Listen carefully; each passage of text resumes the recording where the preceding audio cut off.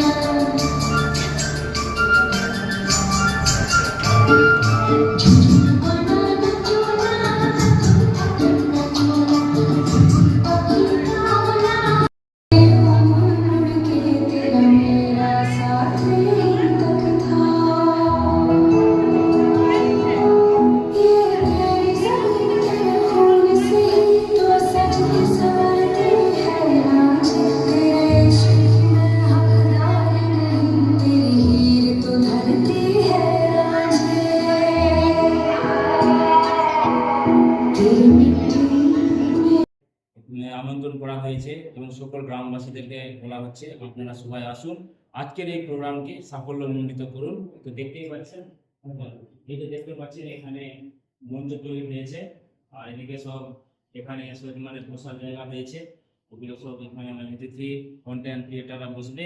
এদিকেও হয়েছে জায়গা, এদিকে আমাদের মিটিংয়ে, এদিকে আমাদের কন্টেন্ট ক্রিয়েটাররা আসবে। তো আপনারা যারা ভিডিও দেখছেন অবশ্যই আসেন এবং এই প্রোগ্রামকে সাফল্যমণ্ডিত করবে। তাছাড়া এখানে আমাকে যে সমস্ত দাদারা আমাকে হেল্প করেছেন এই প্রোগ্রামটা করতে, তাদেরকে আমি অসংখ্য ধন্যবাদ জানাচ্ছি। এইরকম প্রোগ্রাম করলে কি হয়, মানুষের মনে একটা চেতনার বৃদ্ধি হয় এবং ভালো ভালো জিনিস মানুষ করতে পারে। তো এই প্রোগ্রামে আমি দৌলতনগর উচ্চ বিদ্যালয়ের 2 ছাত্র যে উচ্চ মাধ্যমিকে টপ করেছে আর মাধ্যমিকে টপ করেছে, তাকে সম্বর্ধনা জ্ঞাপন করবো।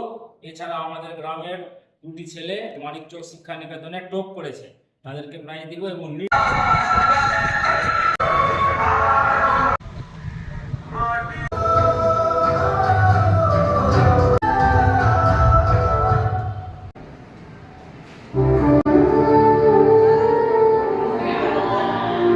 আজ দৌলতনগর উচ্চ বিদ্যালয়ে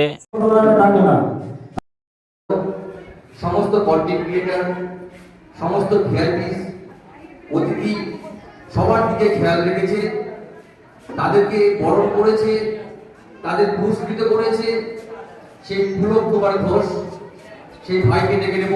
তার জন্য একজন কন্টেন্ট ক্রিয়েটার নিয়ে এসেছেন একটি ফ্যামিলি ফটো। সবাই একটু জোরে হাততালি দেবেন। ভাইকে ডেকে নেব, চলে আসেন। বলে দেখান কি গিফট নিয়ে এসছে সেটা আমরা দেখে নিই।